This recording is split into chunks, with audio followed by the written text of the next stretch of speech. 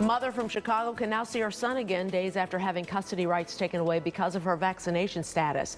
Tonight, the mother is talking, saying she is worried the order might not last long. And WGN's Megan Dwyer is joining us now live from the Loop tonight with more. Megan?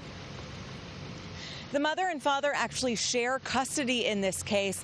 This came up in a child support hearing, and it was actually the judge that brought it up out of the blue. We really need to make sure all of our children are safe. That's the question now in family court. The judge did what I thought was right. Is a parent who refuses to get vaccinated endangering their children? It's turned into just a complete nightmare. The issue came to light recently in a Cook County courtroom in a child support hearing. A judge asked the mother whether she was vaccinated. I had a severe reaction to a vaccine in the past, and I am scared to get the vaccine.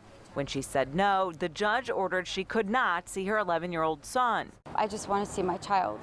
Normally, when we talk about endangering a child, we're talking about a parent with a substance abuse issue or who's physical against the child. I am miserable.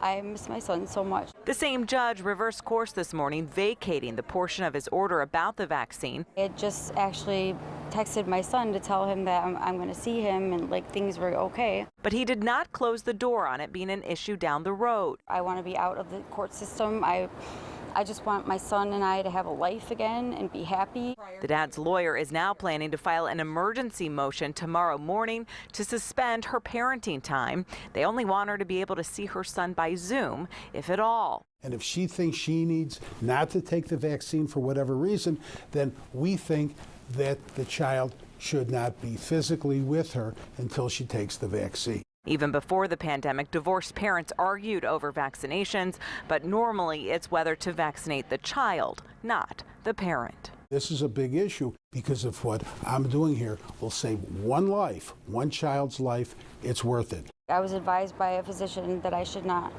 and now I'm being told like nobody that I have to do that to see my son. I mean, it doesn't feel like America.